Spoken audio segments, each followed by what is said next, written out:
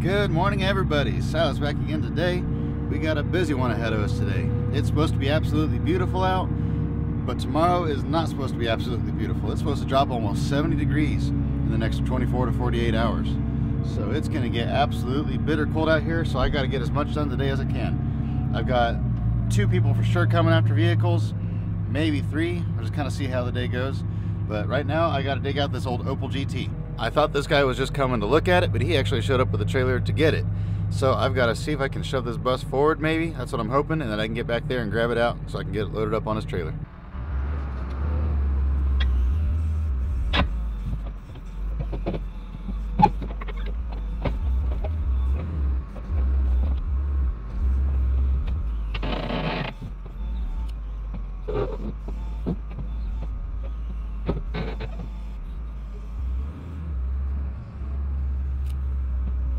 There we go.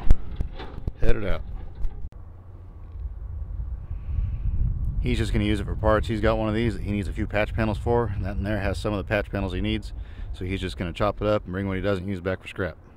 I went back to the main yard for a little bit, messed around there for a little while. I shouldn't say messed around. I actually had a bunch of work to get done. We're getting ready to send out a second load of aluminum wheels, so I was getting started on that. It's a bigger dumpster this time, so we're probably going to have to come up with more wheels this time than last time. And I'm about out at that yard, so I was just kind of getting a count. That way I know how many I have to get from the other yard. But I had to run back out here. A couple people brought some old cars in, so I'm going to show this to you guys now. First up is an old Thunderbird. Don't get old Thunderbirds in too often anymore. I used to get them all the time. Thunderbirds are always one of my favorite cars. I prefer the 67 to 71 style. I think this is a 73, 74, somewhere in that range. I don't know. I'll have to check it here in a minute. I'm not sure what's under the hood. And then the other car I got was a 1982 Toyota Celica. Not nearly as cool of a car, but there's definitely a following for these. It's actually a Celica GT. It's pretty rough. Sat out in a tree row for over 20 years. So it's a little on the rough side. It's had critters living in it forever. But you never know. There's a few parts left on it. It's got some of the original hubcaps. It's got some taillights. The deck lid's not too bad. So I'm sure there's some parts somebody might want on this. Realistically, probably just going to pull a few parts off of it and then send it onto the crusher. The Thunderbird, though, it's got quite a bit on it yet. Once again, it's pretty rough, and he couldn't get the door to open from the outside, so he cut a hole in it, the roof. That way he can get in there and get the door open from the inside. So now all the interior is going to get ruined from getting rained in, but oh well. It's got a 460 in it. I can see the air breather down there on the floor. That's a pretty clean air breather. Still has the original paint on it. I bet that'll sell. But yeah, I'll try to find something to put over that hood to keep most of the moisture out, but just condensation is going to get in there anyway. Not much I can do about it.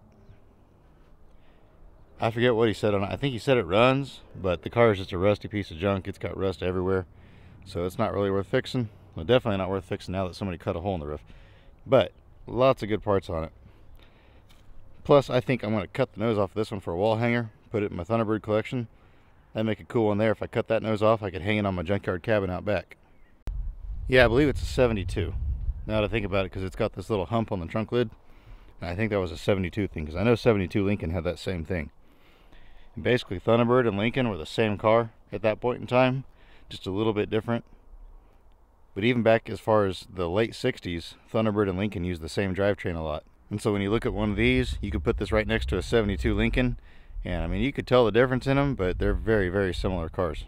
I looked that air cleaner up online, and in that condition, it probably is worth about $150 to $200 plus shipping online. So that's pretty cool. That's an easy one. It's just laying right there. Those are a little bit hard to package. They're kind of bulky, and shipping is just getting so expensive anymore. That's probably the #1 killer of eBay sales. It's just the cost of shipping. When I first started doing eBay over a decade ago, a medium flat rate, I believe, with my eBay discount was just under $10. Maybe it was just over $10, but it was right around $10, and now it's $16. And it's gone up so much. And that may not seem like a lot, but when you're selling, you know, $20 to $30 items, that $6 makes a big difference. And medium flat rate is probably a bad example, but if you want to look at other things, just standard shipping rate. I used to be able to ship a carburetor to California, a big one that wouldn't fit in a flat rate box. I could ship it there for around $15. Now it would cost me about $30 to $35. So it's gone up 20 bucks. So if you're selling a $25 carburetor, you have to sell that carburetor for $5 now for somebody to get it for the same price.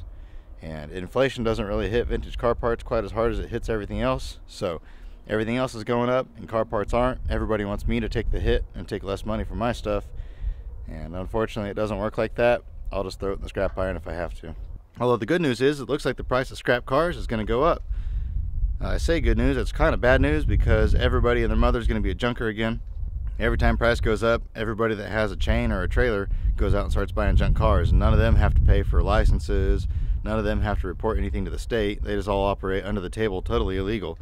And there's nothing anybody can do about it. So the regular businesses like us, we can't get away with doing stuff like that. So it's very hard for us to compete with those people, because they're happy to make, you know, $100 a day cash under the table, no taxes withdrawn. And we can't. We'd go bankrupt within a month if that's all we made. But we have lots of inventory, so we'll be able to eliminate a bunch of that inventory and put some money in the bank. I don't know what's going to happen over in Ukraine and with Russia and all that situation. I'm not sure if something happens over there, what that's going to do to the price of steel. I mean, part of me thinks it's going to make prices go down, but also there's a lot of iron ore over there that they mine out of the ground. And if we lose access to all that, even if they worked out some sort of trade agreement in the future on that iron ore, for a while those mines are going to be shut down. And so it may drive prices up. All right, they should be here any minute for this truck. They just texted me and said they're not very far away on the highway. They drove all the way down from up by Kansas City to get this. Like I mentioned before, I really didn't want to sell this truck. This is a really cool truck. It's a 1982 Dodge. But, you know, I've got so many projects now that I want to do. I've got a 1981 Dodge that's identical to this looking, but it's got some really rare options on it. So that's the one I'm probably going to build. It's a little bit better condition. I've got it stored inside. So there's no reason to have two trucks that are almost identical. I was going to do an LS swap on this one, make a nice cruiser out of it. But, you know, I've got so many other things. I really want to build that 81, plus I want to build a crew cab out of the 60s. So I'll make those my two #1 priorities. I can definitely feel that weather shifting though. Years ago, I cut my knuckle on a car. I think I was 16 or 17, and I cut it and it went all the way deep down into my hand.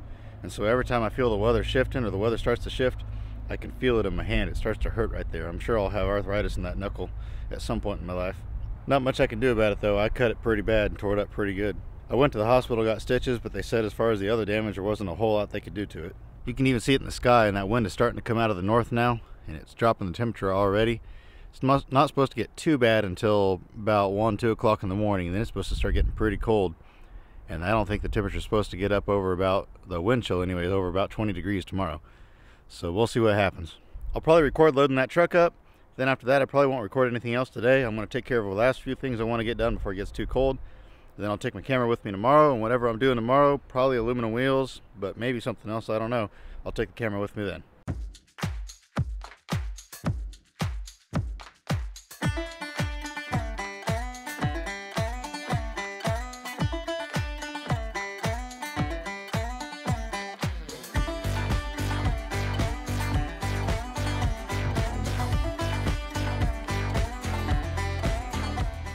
Six-cylinder, 4-speed truck, pretty cool thing, but you know, you can't keep them all. It's pretty cool that he's hauling a home with an old diesel like mine.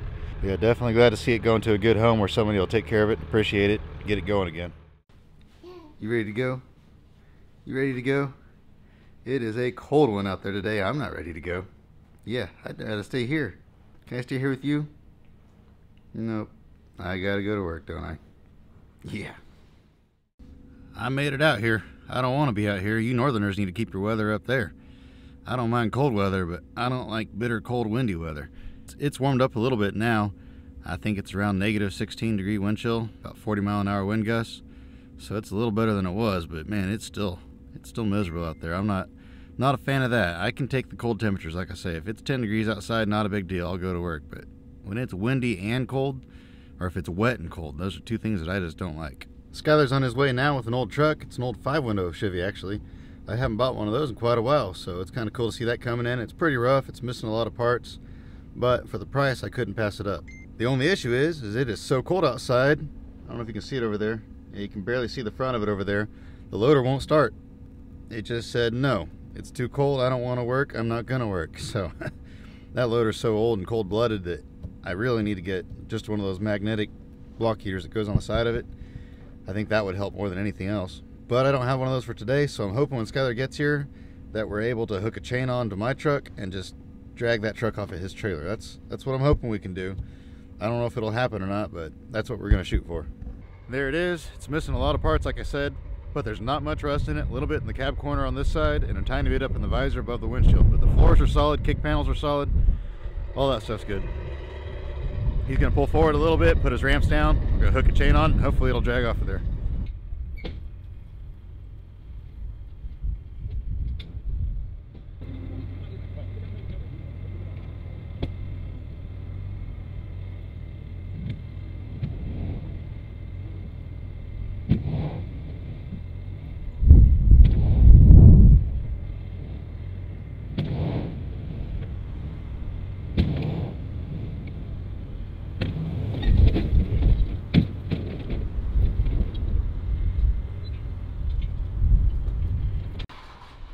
Yeah, I think there's lots of good potential here. This must be a 47 because the gas tank's on the outside. But yeah, a little bit of rust up there. I have a guy that's been wanting a 5-window cab, so I'm hoping I can talk him into this one. Like I say, I think it's pretty buildable. I've seen a lot worse get fixed, and you can buy patch panels for these. So being a 5-window, I think he'll want it. And then of course, as always, we'll chop the nose off for a wall hanger. I have an extra hood up there. We'll stick on here and turn that into a wall hanger. But it's too cold to film right now, so I'll film something else later. I'm gonna head up front. It might be cold outside, but it's not too bad in here. I've had this loader going for about an hour now, and it's finally nice and toasty in here. The only thing is the air bladder in this seat that keeps it aired up high has a leak in it somewhere. I don't know where, but it just keeps sagging down and down and down. So about every 10 minutes, I gotta air it back up or else I'm sitting on the floor. So that's kind of annoying, but I don't have time to tear the whole thing apart right now, so it is what it is. What I'm doing today is I'm taking all these aluminum wheels that still have tires on them, and since I took all the wheels out of the pile, now I can take all these and dump them in the pile without burying all the wheels. So I've got, I think, 8 truck beds clear full of wheels and tires, so I'm going to empty all those out. I've had a ton of people saying that I should save these tires and use them for when I get flat tires on my truck and trailer, but I mean, I'm not the world's smartest man, but somehow it just doesn't seem like it's going to work if I put 4-ply car tires on a trailer that routinely hauls, you know, 10 to 14,000 pounds. I'm not sure if that would work out very well. And then also that, I haven't quite figured out how to stretch 14-inch car tires over the top of 16-inch wheels. I don't know if that, is there a way of doing that?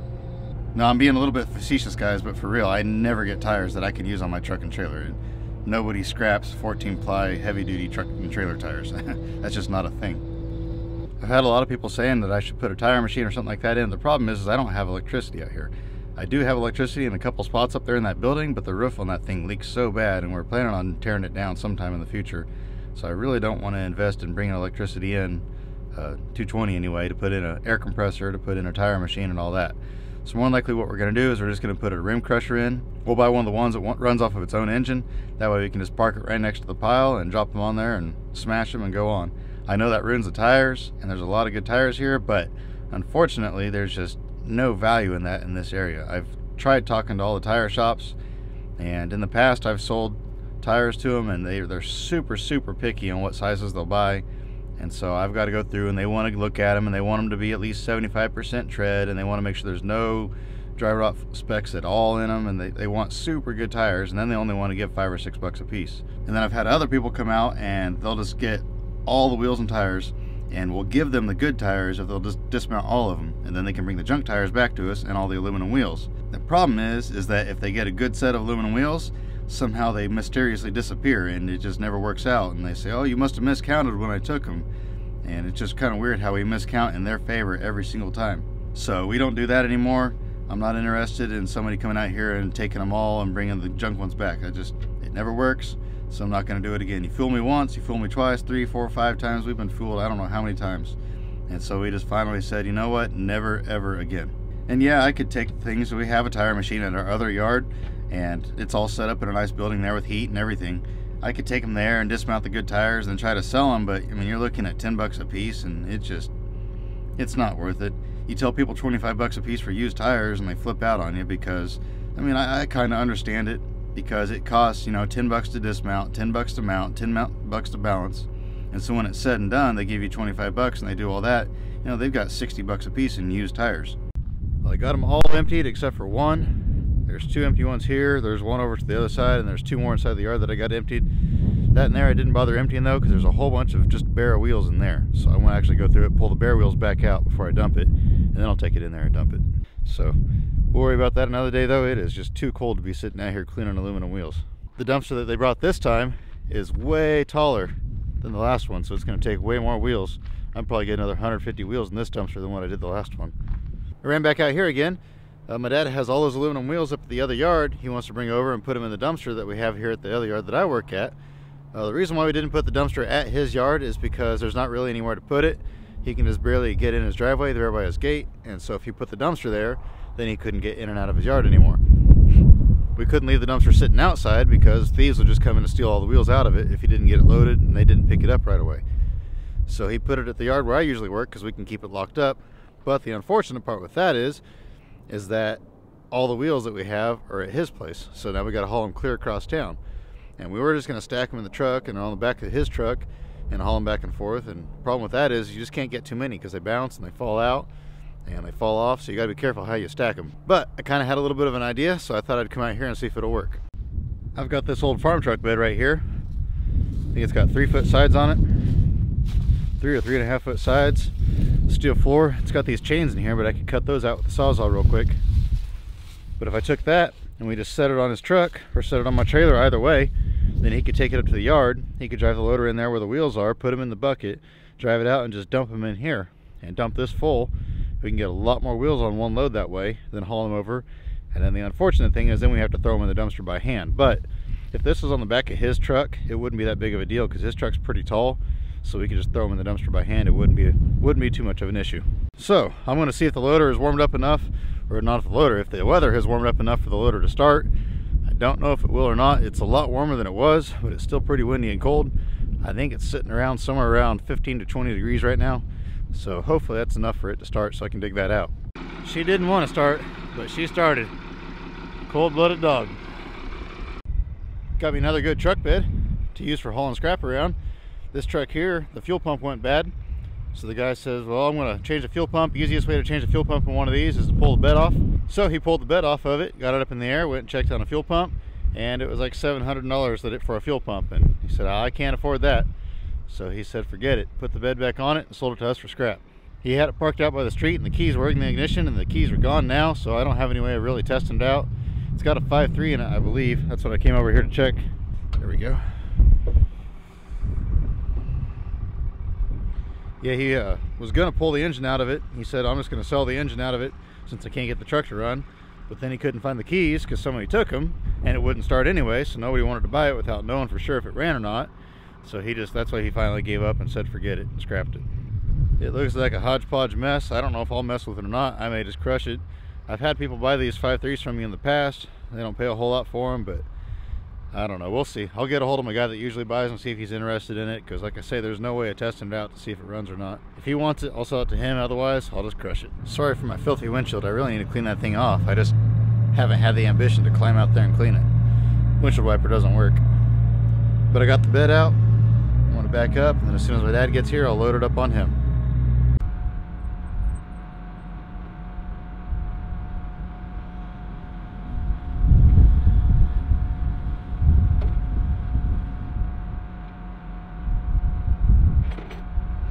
Oh wow, that is so much better. I should have done that a long time ago. But my dad's here now with the car, so I'm going to grab that off of him and then put the bed on him. And there we go. He's going to strap it down, take it out there and get it loaded. I'm not sure when he'll bring it back. And I'm back out here again. It's another chilly one. It is just absolutely brutal out here. I know some of you are like, well, I'm from up in northern Canada where it's negative 40 degrees. And good for you. It's cold. It doesn't matter if it's negative 15 or negative 40. Either way, it's way too cold to be out here working. I've been filming for 3 days now, and I've hardly recorded anything just because it's so cold I can't have any exposed skin. My fingers go numb if I leave them out for too long, and I can't record with this camera without my fingers. So I can't tap with my gloves on, so it's really hard to record. But today, I think the main thing I want to work on is some aluminum wheels. I'm going to try to get that dumpster loaded so I can get it out of the way. We're going to be selling some cars to a different company yet. I've sold to them in the past. You may have seen me loading those trailers. I believe all the cars from the Studebaker cleanup went to them. Those big long trailers they have. So I've got to start crushing cars. Although the crusher will not start in this weather, so I probably won't be able to do any crushing until Friday, I think. But right now, I'm going to start throwing some more aluminum wheels out of the pile here behind me. I'll turn around so you can see. I got all those wheels there. Turn back around because that sun is bright in my eyes. But I'm going to throw out those. I've probably got, I'd say somewhere around 100, 150 left here that I can get out pretty easy. So I'll throw those out and work on that, and then I'm going to go up to the other yard and help my dad there.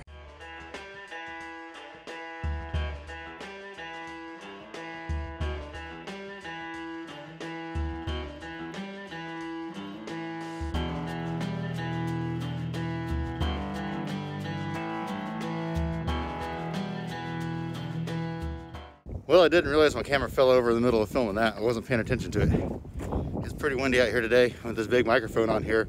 It's like a big sail and it catches that wind and blows it over all the time. I don't have my big tripod, or I do, but it's out in the truck. I didn't bring it in here. Whew. It's hard to move with all these clothes on. I'm wearing, I think, 7 or 8 layers. So not really that cold other than my fingers. But I'm worn out. Before I leave though, I've had a few people ask about this Ranchero. I think it's a 67, if I remember right, 67 Ranchero, somewhere around there. It's got a 302 in it. Still turns good, automatic. It was a complete car when I got it. I tried selling it, but nobody was really interested because of that rust right there in the floor. So I thought, well, if nobody wants it, I'll part it out. The guy came out and offered me pretty good money for just the doors off of it, so away they went. I do have the rest of the car if anybody needs anything. It's got a 9-inch in it. Like I say, it's got the 302 and the automatic. The engine still turns. It was supposed to run, but I've never tried to start it. Yeah, if anybody's interested in the whole car, what's left of it, I'd probably take like $900 for everything there. Or if you just wanted to buy engine or other parts, let me know. I'm not really in the mood to pull stuff right now. It's a little bit too cold for that, and I'm a little bit too busy. But if you wanted something major that's worth my time to pull, I'd be happy to pull it. I'm just now starting to get warmed up sitting here in the loader. I've been using it. I've been moving a bunch of cars around, getting ready for when I start crushing cars again later this week. And then my dad calls and he wants me to go to his yard and help load aluminum wheels. So back out in the cold for me. And by now my truck's cooled off, so the heater won't be warming it. So by the time it gets warmed up, I'll be where I'm going. But that's okay. Just a couple more days and we'll be through this.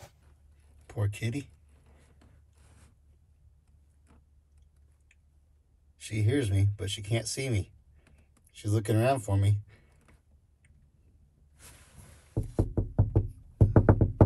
Now she sees me. I made it over here.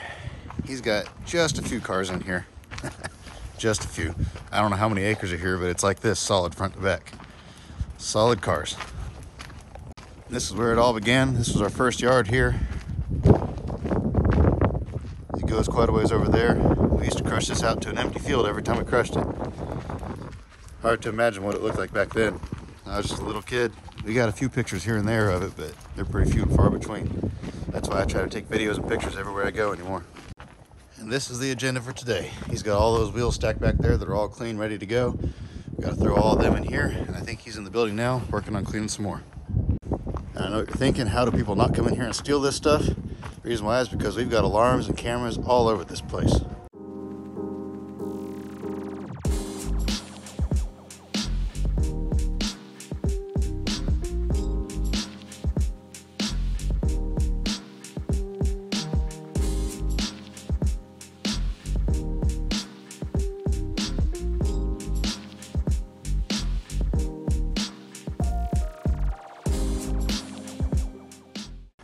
We're getting there. I got my half full. Waiting on my dad to finish his half. No, I'm kidding. He had a customer come in, so he's taking care of them. So I'm gonna go ahead and fill the other half. Just taking a quick breather here. But I've got 132 in here so far, and I think my dad threw in around 30 or so. So I'm gonna go back in the building. He's got a whole bunch of them in there that are already off. So he wants those out of there so he can have more room to stack more. So I'm gonna start carrying some of those out for him. We got 250 wheels in here. Not too bad. That's about what I figured. I figured we'd get around 250. I didn't expect to get exactly 250. For those that are wondering what we got in the last dumpster, I believe there was a little over 13,000 pounds. That came out to about 21 pounds a piece, I believe, somewhere around there. So that's what those averaged. So that was actually pretty good, way more than we were expecting. I was thinking it'd be like 18, maybe 19 pounds a piece. But 21 pounds, it was actually over 21 pounds a piece, what they came out to. So not bad at all. Now we've got to take all these, and we've got to take them over there on my dad's rollback and throw them by hand into that dumpster. We'll just set this whole bed on the back of my dad's truck, so it's gonna be a lot more work. I'm already pretty wore out, but that's okay. If there's 250 here, if we do this one more time, that's 500. I have almost 100 over there, so that's 600. So that won't be quite enough to fill the dumpster. We'll probably need about another 100 more on top of that. But probably one more good day of doing this and it'll be done. Check out the nitro in the paddle. I thought those were so cool when they first came out, but now they're just another crusher. Okay, we are done for the day. That's a lot of wheels. Counting what I threw out here and what I threw into the trailer and what I threw out of the trailer or dumpster or truck bed, whatever you want to call it. I believe it was somewhere around 400 wheels I've moved today by hand. So my arms, my shoulders are feeling it. Probably not going to do it again tomorrow. It's supposed to get even colder tomorrow than it was today and start snowing. And you know, I don't really want to work in that when it's going to be super nice in just a few more days. So there's no reason to work in that. So tomorrow, I got a truck I got to go look at, a little bit better truck than that old Dodge I've been driving. I'm not sure if we'll buy it or not. I want to test drive it, see if it's any good. Beyond that, I don't really know what I'll be doing, so I guess we'll figure that out tomorrow. If I do something interesting, I'll take my camera with me. If not, then I won't. I'm in here now. I threw some more stuff on eBay. One of these carburetors I sold. Here it is. I didn't know what it was for sure when I got it.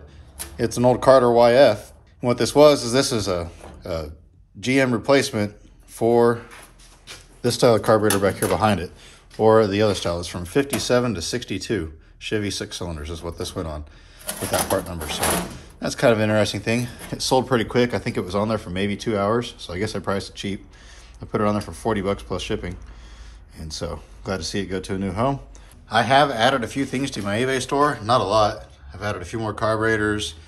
I put these old gauges on there. I put that old Goodyear heater on there. I got some old Chevy hubcaps, just an assortment of wall hangers. Just odds and ends stuff I put on there. If you want to check out my eBay store, you can look it up. It's SJM_junkteaks. I'll try to remember to put a link in the description for you guys. That way you can check it out, see what I got on there. Like I say, I don't put a whole lot on there, but every now and then I'll throw a few things on there when I got a few minutes to spare. One thing I would absolutely love to do is get rid of all these shovels, and I think there's some pitchforks in here still, maybe a couple rakes. I don't know what all's in here, but there's just bunches and bunches of very old hand tools. Most of these are very old. Actually, this is a fraction of what I had at one point in time. At one point in time, I had this entire room full all the way to that front door with these, and I sold hundreds and hundreds and hundreds of them. But I'd love to find a bulk buyer that makes arts and crafts or something like that that would come in here and just buy it all from me. If somebody would do that, I'd probably take like 250. I'd have to double check, but probably around 250 bucks for absolutely all of this stuff here. Before I go, does anybody know what these are? I can't quite figure out what these bullets are. They're off something, I'm guessing early 50s. I don't know. They don't look familiar to me, so I'm wondering if they are maybe Packard or something like that. I feel like I've asked before, but maybe I edited that out in one of my videos or something like that. But if anybody knows what these things are, please let me know in the comments. But with that, I'm going to head out and go home where it's a little bit warmer. I hope you guys enjoyed this one. This was just a whole lot of random everything again. You know, sometimes these things, I thought I had an idea of what it was going to be when I started, and it just turns into a ride along with Silas for 2 or 3 day type deals. But that's okay, just giving you guys a little bit of a glimpse into my world. If you did enjoy it, please leave me a thumbs up. Let me know what your favorite part of the video was. I hope you have an absolutely fantastic rest of your day, and remember to get out there and find an adventure. We'll see you next time.